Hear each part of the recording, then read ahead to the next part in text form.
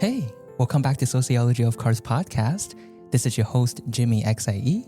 You're listening to the 9th episode of Season 2 brought to you by 0 to 60 Studios in San Dimas, California. In the studio this week, we have 3 iconic photographers of Angeles Crest Highway to decode the secret ecosystem of canyon photography. Louis, Rami, and Joe, I am so grateful to have you guys on. Glad to be here. Thanks for having us. Me on. Love what you're doing with this podcast, and I'm happy to be here. Same. Always love hearing it through the canyons. I've never done a podcast, so there's a first for everything. I'm pretty excited right now. So I see you guys all the time in the canyons, but for the national audience who may not be familiar with you, Joe, really quickly, what should they know about you, and what is your Instagram handle? I'm Joe, or some people may know me as Slow as Fucky 650.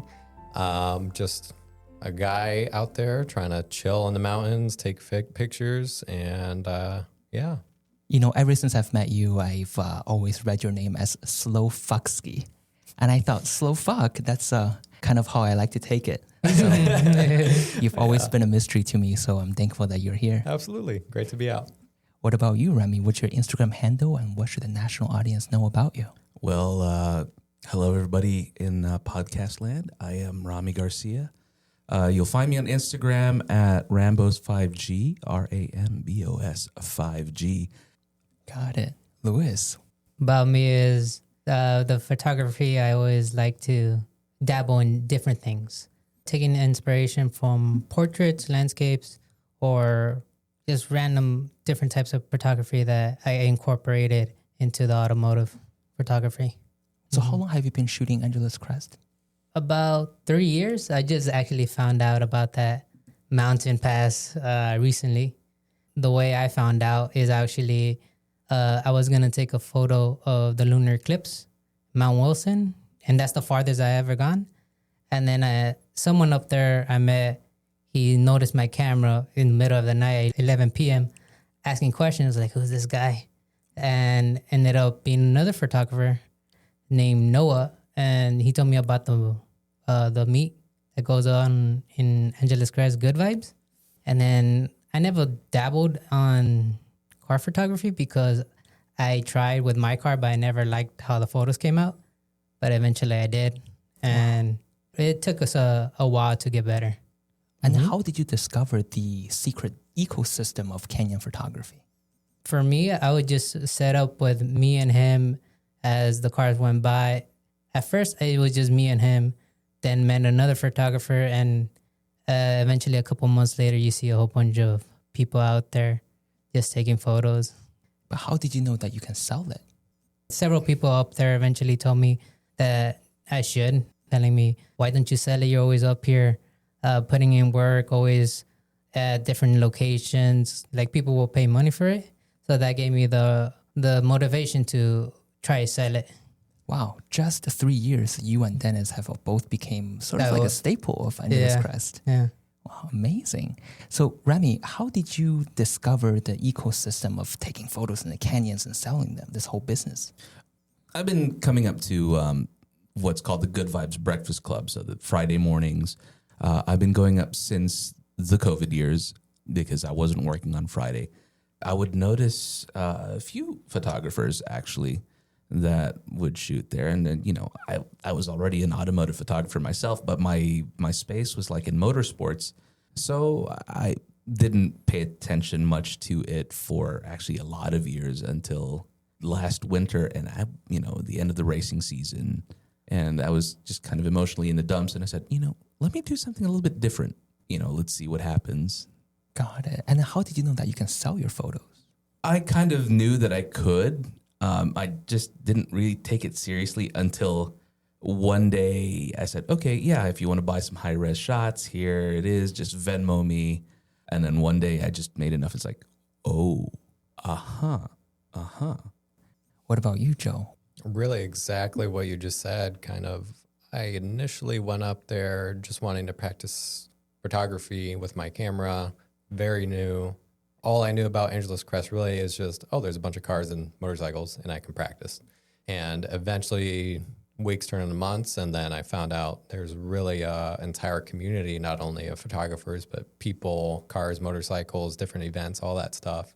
This was roughly last July when I started. So very new, less than a year I've been out there. I feel like I've progressed a good amount, but there's tons I still have to learn between editing and just taking pictures in general. And how did you know that you can actually sell it? So I never considered that at first, but eventually I was giving people pictures for free and they're like, hey, can I give you money for this? I was like, really? I was like, absolutely, yeah, sure, okay. Yeah, I'll take some. And I started seeing people like Dennis and Lewis here with their smug mugs. And so I kind of took a hint. I was like, maybe I should set that up and it'll be easier to just deliver instead of just being Zelle and email. I just went from there. Got it. I wish that somebody voluntarily wants to pay me, but I guess I didn't have the luck. Not super often, but it did happen. Can you walk us through how you go from location scouting to camera settings, experimenting with different stuff, advertising, set up your business, and the delivery and the editing? Can you walk us through the whole business process? So to start off, location and camera settings dependent on each other. So if I want to do a panning shot, I'll choose somewhere where I have a lot of space to look at the car flying by, and then I'll be able to track it the whole way.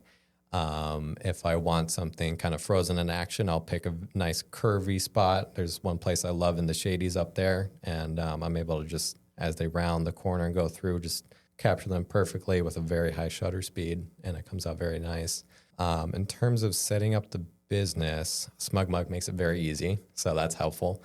I just try to make it organized in a sense, try to be out there somewhat consistently. This year's been a little tough between my day job. How do you advertise and socialize? There's actually a motorcyclist, B Queen, when I was kind of first starting, she was the initial bump to my following. So, she asked me, hey, can we collaborate on a picture or a post or whatever? And I was like, sure, absolutely. And then from there, slowly kept building and building my following. Right. And how do you choose your locations? It's whatever. Like if I'm driving, I also drive the mountain, of course. So if I ever see a spot where like that looks very satisfying, I'll go ahead and pick it. Recently I forget what part of the mountain, but it's right after the shadies. I love posting up on the left side there, and then I can get a nice panning shots with the clouds in the background. It's just kind of whatever feels right. Got it. I'm sure there's a lot of challenges when you first started of pictures not turning out sharp. Yes. There was a lot of big learning curve. I actually didn't know autofocus was a thing, so I was literally focusing and trying to zoom with my one hand very stupidly, but eventually I got it and got better. Rami, walk us through the whole process from scouting locations to delivery of the photos. Well, scouting locations, all that stuff. I actually do like consulting Google Earth. So you take notes of those spots? Absolutely, yeah. I've only ever done this several number of times now. I probably still count the number of times I've gone up and shot and sold photos on my left hand here. But I have this saying, don't just show me a car, play with my eyes. Shooting process, it's kind of tough because it's a war. I only have one camera, so I'd like to have ideally two cameras, one with a short lens or short focal length, and one that's a telephoto, and that affords me more frames, more angles, more possibilities. I edit pretty quick. I give myself like a 15-minute rule as far as a base edit, so I can tweak my settings and this and that. I don't like presets, but if I take more than 15 minutes, I'll kind of just give it a breather and come back to it. I've been pretty quick now with my Angeles Crest edits because, it's a quite straightforward situation there. Right. And I feel like you're unique in the sense that you don't really have a portfolio to advertise. Yeah, I don't have a smug mug because I just don't do this often enough yet. And also I kind of have other things that I want to offer. It's going to happen eventually, but it'll be a mix of the canyon run stuff and the historic racing stuff. So you just sort of have people hit you up. Yeah, basically. Yeah. Got it. What about you, Lewis? Tell us your secrets. As for me, I like that not just on the side of the road, but hike a bit higher and walk around a certain area and say, oh, this might be a good photo for the car as it passes by. And same as Rami, I use Google Maps, use different stuff like that. Right. So how long did it take for you all to get comfortable with shooting photos and not have too many photos that are out of focus? It took me a good 3 to 4 months to feel like comfortable. This is decent enough for me to feel happy about it, essentially. And also streamlining your editing process. Yes, so that is definitely, I do have kind of a whole like Lewis selection of presets essentially that I have for time of day, different events like Newcomb's Golden Hour, when the sunset comes in, anything along the lines of that. And that does help me go a little faster, whether I apply it individually or to like a handful that look similar, and then they all kind of match up a little bit, and I'll just do little tiny adjustments from there. Yeah. How long does it take you? So depending how long I'm out, let's say I take like 1,200 pictures in a 4 or 5 hour window up on a Sunday. It could take me between 4 to 5 hours of editing, with breaks in between. I'm not sitting there for 4 hours straight, but yeah, it can take a long time, especially if I'm being very nitpicky that day. Sometimes I just got to tell myself it's fine. Let it go. Got it. Yeah. For certain corners at certain times, I can edit once. And, you know, if you're running Lightroom, you just copy those base edits, like your tones, your shadows, highlights, blacks, whites, dehaze. Right. How would you describe your style? Because I feel like a lot of people's pictures are very realistic, but yours is on the darker, moodier side. How would you describe your style? It's automotive portraiture. It's a lot of shadow, a lot of deep shadows and contrast and light. The difference, though, and sort of the problem with shooting in the canyons is you only get one pass. When I'm shooting IMSA, it's a 90-minute race. You know, you've got the Indy 500 to 500 miles. You got 200 laps. You've got the most perfect situation. You've got 33 cars, and they're coming around you 200 times. Yeah, and then you've got practice and qualifying and all that. You've got a lot of time to dial in, and not so much on the canyons. So you really have to be sharp. You really have to be on your A game if you're deciding to push the limits. Right. So in order to motivate yourself and staying sharp, do you just yell out like money as the cars come, like money? I wouldn't. Like $20. I did find myself yelling at myself, you know, when you realize you haven't been doing a certain thing or you've missed a certain detail, and you kind of just have to yell at yourself to just kind of get your motivation back and just to get your focus back. Like, oh, come on, you can do this. Right. And you do have to have good ears to realize that the car is coming. Yes, yeah. Being aware of what you're hearing. Okay, I'm hearing a whoosh. That could be an SUV coming from Christian camp, you know. But if you hear like the rumble of a V8, okay, I'm looking for a Mustang, or I'm looking for an E92 M3, or I'm looking for, you know, or then you hear revs, oh, Porsche, okay. Right. You know, one time I was told that my exhaust was not loud enough for the photographer to notice, and that got me a little butthurt. Yeah. I went home, I got drunk, and the next day I got a straight piped. But Louis, what about you? The same. For you, like I heard you hauling ass. Most of you might not have an exhaust, but your tires are just screeching through the corners. And like I was saying before, that whatever comes around the corner, if it's hauling ass, I'm taking a picture. And then eventually there was one incident that like I heard something coming in. I was like, what is that? I was ready. I took the photo, and it was a Toyota Camry. And then later on, did you get me? I was like, yeah. I was like, you were hauling ass. I didn't know what it was. But yeah, you hear like chirps here and there, and you know, okay, they're kind of on the limit, and they kind of know, and they're dialing themselves back in. And then there are other times where you hear like a constant, and you know they're just understeering through the corner. Right. When you hear like a V12, you just hear the sound of money. Yeah. So Louis, how long does it take you to edit? Like 3 hours now. Once I get all the files into the computer, I go through each one, and I'm nitpicky as like it should be sharp or it should be good enough. But I found out that most people don't mind if it's a little bit blurry. I have the presets. It's just from back then.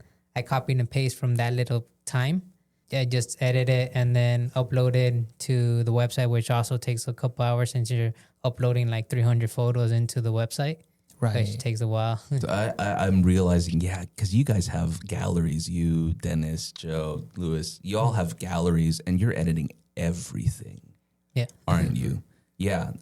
mad props to you. Right. And also, Absolutely mad props to you. I didn't realize that, getting the car in focus while it's moving so fast could be a learning curve, right? It is, yeah. So initially, maybe a couple of times my car wasn't captured initially, and I was a little butthurt. So I bought more and more cars for you to please you. So, Louis, is Canyon photography your full-time job? No, at the What? moment, at the moment, it's I'm unemployed. The photography was just a hobby, and then I got encouraged to get paid for it, and just so far it's still a hobby.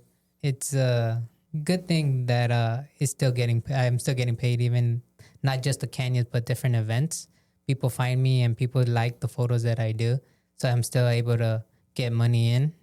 Now, would you like it to be your full-time job? I believe so, because it gets me out. Because you and Dennis are there so much that you already became the staple of ACH. Yeah. To the point where it's shocking for me or any of the viewers to think that it's not your full-time job. That's shocking. Yeah. It's unemployment. That's why. Yeah, we're there. Rami, is this your full-time job? I'll let you in on a secret. It is not. What? But you're always there. What? Well, How often am I out there? This is what I always say to people. Rami's photos are kind of like the Hermes Birkin of the Kenya photography world. Because it's so hard for Rami to go up. And sometimes he will just post and be like, hey, tomorrow I'll be up at 7:30 at a discreet location. I'm just like, okay, shit. Now I have to go up. It's hard to get. You're hard to chase. I suppose I am hard to chase because, I kind of split my time. So my day job is running a print shop. I've been doing that for more than 10 years. It's been very stable. I've got a great team over there. It's a small business that punches way above its weight. And, we're a fixture in our community out in Eagle Rock. Everyone loves this, and I love my environment over there. I make posters all day. And it allows me to do pursuits like this, canyon photography, being out at the racetrack. Wow. It does serve the function of keeping my skills sharp, because my current situation is I am not a full-time motorsport photographer, and I'd like to be out there every month at some racetrack in the United States, but the reality is I'm not yet there. The opportunities haven't presented themselves. And so this is a avenue for me to stay sharp. Would you like this to be your full-time job if you can do this instead of the printing shop? Photography, I would say my heart is in being a full-time motorsport photographer with the team, traveling the series, that kind of thing. And I always say to people too, like, motorsport is also Angeles Crest because, when I go on dates, people ask me, what do you do for a living? I say, I'm a racing driver. Oh. And they say, what race? Like Miata Cup? No, Angeles Crest Cup. Because every time you go off Angeles Crest, it's like a track day. It's very intense. It is intense. And I think we would be remiss if we didn't mention just to treat that road with respect. However, I would say this, right? Drive within your limit anywhere you go, even on the track. But here's the thing. People always say, take it to a track. I'm like, but the girls are not watching at the track. The whole point of driving is to prove your masculinity and attract partners, isn't it? Easily. Yeah. Or, or is it just me? I don't So, Joe, is this your full-time job? This is not my full-time job. I actually work in the movie industry. I do lighting. And for the past couple of years, it's been very, very slow, if you've heard of what happened in the industry. So I did start doing this as a hobby to just do something with all my free time. Right. So this is just a passion project. Yes, absolutely. What? So it's none of your full-time jobs? no. So what are you guys doing here today? I invited the wrong guest. Nah. So, Joe, do you make decent money from each trip that you go up? Is it even worth it? Financially, I would probably say no, but it's not really about the financial aspect of it.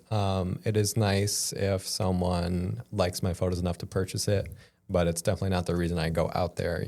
It's a time for me to just reflect on myself, anything I have going on recently, or just to relax, be away from the city, and then I just happen to love photography as well. And I'm able to provide a service to people, capture people's fun and happy moments out there. Everyone loves going up there that goes up there. I do saw at least one. At minimum one. Okay, at least one. Right? There's definitely been times where I've sold nothing, and it makes you think, am I not good enough? But I just try not to think about that. Some people just don't like buying pictures, and that's fine. What about you, Rami? Every time it's not 5K, it's a very big disappointment. No. It's been good. Definitely fills the gas tank. Nice supplement. Is it worth going out there? Yeah, absolutely it is. Absolutely. The time, it is. the gas, the energy, and the editing. Yeah, it balances itself out. What about I you? appreciate all of you, by the way, who have reached out and bought a photo. Yes, Thank absolutely. you to every single one of you. Now, what is your return policy? Yes. None. I could get you another photo. That's it. I mean, yeah, I can give you back. I can give you back the photo. Yeah. Here's your photo. Yeah, I'll return the photo back to you. You give me the photo, I'll return it. That's my return policy. Lewis, do you make decent money from this? And is it even worth the trip? Money wise, sometimes some days are good. Some months are good. Some months are not as good.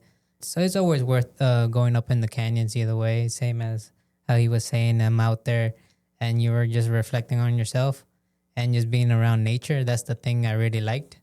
So what are the biggest challenges to canyon photography? Don't get hit. Yeah, because Which we'll talk about Yeah. more after the break, actually. Okay. Yeah. But what are some of the technical difficulties? Changing light, the changeable yeah. light. Let me tell you my struggles from yesterday. We're shooting this on a Saturday. We were at Good Vibes Breakfast Club up in Angeles Crest yesterday.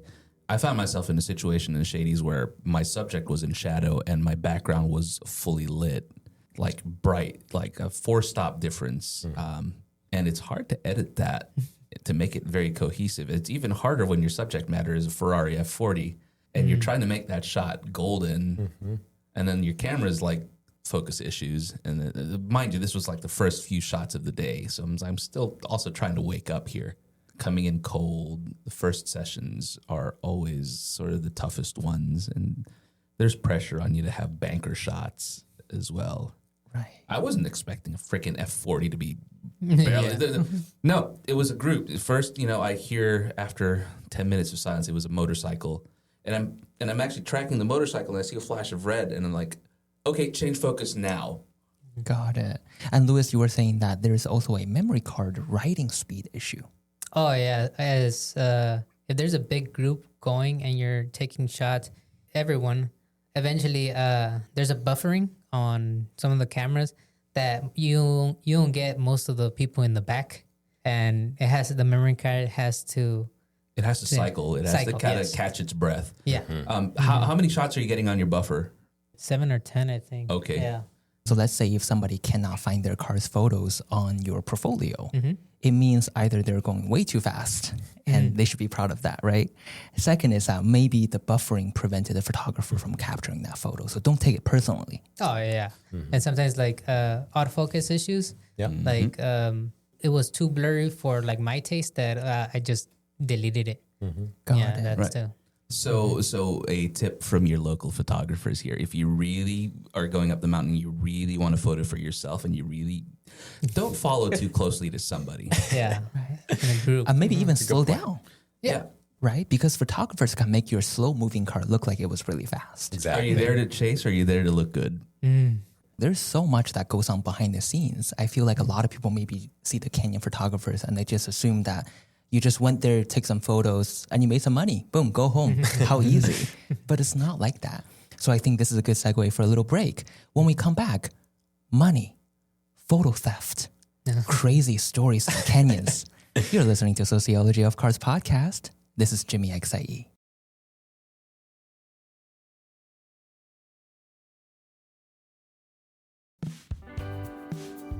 Hey, listeners, you hear about us talking about our amazing sponsor, 0 to 60 Studios, all the time.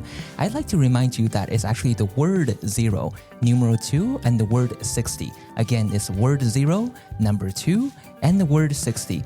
Just find us on Instagram to see the full range of services that we offer. When you first walk in, you will see the Auto Lab where Joe and Chris do their PPF, vinyl wrap, and tinting. Right next door, we have a 1,000 square foot sim racing studio with a lounge, and also we got the 4D motion seats. Rami, when you first walk into the 0 to 60 today, what do you think of 0 to 60? I can't wait to get into that sim seat. Oh, yeah? Yeah. That is the crown jewel here. Everybody is always raving about it. And you know what? There's no better place to practice your driving skill and try a variety of cars than on the sim. That's right. Yeah. I mean, I have a wheel myself, but when you don't have that motion, well, you're kind of missing a very important aspect of training. Exactly. Joe, what did you think of 0 to 60 when you first pulled in? It looked amazing. 2 very nice cars as soon as you walk in, and then the amazing sim seats straight after that. And I'm really hoping I can get a little session in after this. Upstairs, we also have a printing lab that we can print out logos. Downstairs, you see the 0 to 60 logo and also the poster of the amazing looking GT Mercedes AMG. That's all from our printing shop. Rami, you work at a printing shop. I do, yeah. These guys have some very serious equipment. A lot of wide format. You want decals. They can print on stickers and then cut the shape, it looks like. Yes, we can do all kinds of stuff like stickers, flyers, posters for your private events, for your car club. You can even have your birthday parties here. Louis, what do you think of 0 to 60? It was a beautiful setup with the lab on the one side and the fun sim racing on the other. With the cars, just like the vibe of it. It was a beautiful seeing it for the first time. Wow. Support your local businesses, friends. Yeah, especially when you come here, not only do we have a lot to offer, we have plenty of parking spots, wide parking, and amazing people here, right? You'll get to meet all the amazing people like Joe and Chris. Joe, Rami, and Louis might even hang out here. Not so much me, I'm not that cool, but it's okay. Just come check it out and you will not be disappointed.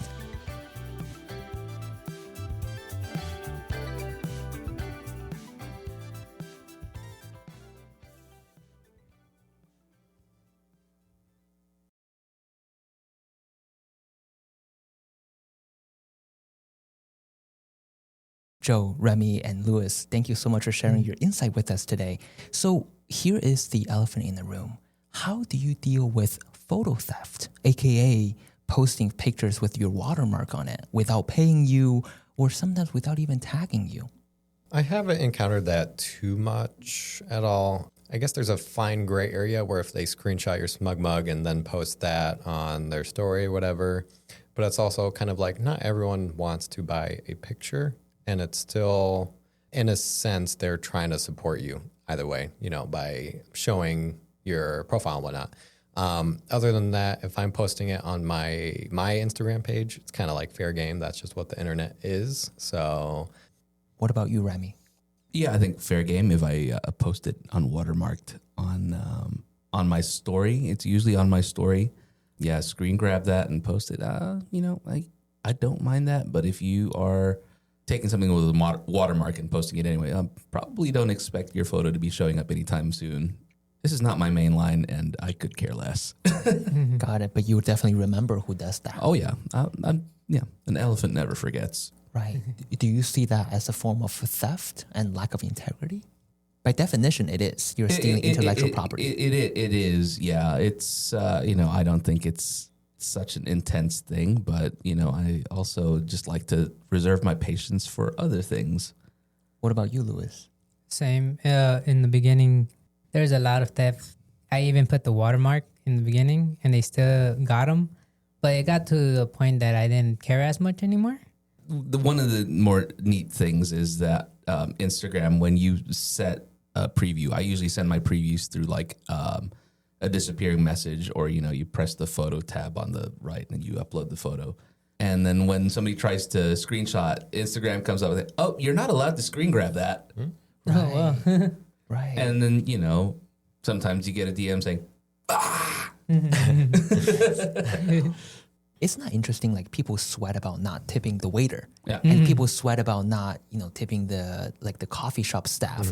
But then they're perfectly fine that the photographer came off all the way to the canyon, spending hours shooting, editing, and it's like, oh yeah, I don't need to pay that guy. Yeah. We're either burning or freezing our ass off out there in the cold or in the hot and the wind and the rain, and Right. just consider that there is an inherent risk whenever we are out there, especially coming from, again, bringing back the whole racing experience. I have a hard and fast rule that if I shoot your photos on the track, there are no such thing as free photos. Zero tolerance. Because I put my life on the line out there. Because artistic work is also work. It's not just the photo. It's not just the video. There's a lot of stuff that you need to set up even prior to you going out. That's right. Right? Why do you think that is though? Like sometimes artistic work is now valued as work and people don't see it as like, you don't go to a restaurant and you just leave. Like that's called the dine and dash. Yeah. But you would do that with photos and videos. I mean, art, it's a tale as old as time, and across disciplines that, art is underappreciated and people really do take it for granted. And I'm sure that there's plenty of photographers who are asked to shoot for free. Oh, that's Yeah. Exposure, Just for exposure. yeah. Yeah. Imagine me going to a restaurant and be like, let me just taste your food and tell my friends about it so you can give me for free. You would never do that. Oh, you would be surprised. You would be very surprised. Louis, I remember someone said to you, why would I pay a photo of my own car? Can you tell me more about that? Oh, yeah. Because I did have that mindset back then, too. Like when I went to Six Flags and they took a photo of you. And it's like, why would I pay a photo of myself? And then you're behind the camera. It's like, oh, yeah, you put in the work of capturing that moment. I feel that's kind of a different thing, though. I mean, you're in a theme park ride and it's kind of a robotic photo. And, Oh, yeah. But just the mindset at that time. Yeah. And then someone actually said that to you. Oh, Someone refuses to pay you for the photo because they said, why would I pay a photo of my own car? Yeah. I had somebody like that on the track. Like, it's my car. I put in the effort to bring it to the track. It is my right to have your photos. What? No. That's like saying that, you hired a portrait photographer. It's like, why would I pay for a photo of myself? Yeah, it's kind of It's so weird. What about the craziest stories? Couple times, just like you hear gunshots out there. That was just random. It was. Well, mind you, I have observed this is also like that segment of Angeles Crest is open for deer hunting. There's certain seasons. I have witnessed, hunters in their proper gear and their bolt action rifle out there. So you'll hear maybe one shot. If you're hearing pop, pop, pop, pop, pop, you should really be worried. Yes. Because that is not a hunting situation. So that's what I was hearing. When you're at a spot, you notice when people take the corners too much. Like way too hot. Yeah, way too hot. Yeah. Wow. I heard that Dennis was almost taken out. Oh, I remember this. Yeah, I've seen the I've seen the onboards. Right. So Dennis, for the listeners who don't know who Dennis is, he is the workhorse of ACH. He's always there. The photographer. I think first one to come into mind for sure. If you want photos, especially I've got people DMing me. It's like, hey, do you have any more? I don't, but he does. Yeah. Got it. So Dennis is always there. He shoots a lot of photos. He's like a staple of ACH.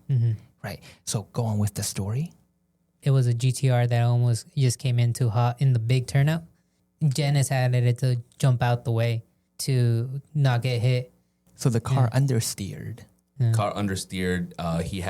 Driver had to bail out of the corner otherwise, Yeah, I remember seeing that Instagram story and I was like, oh my God. Yeah.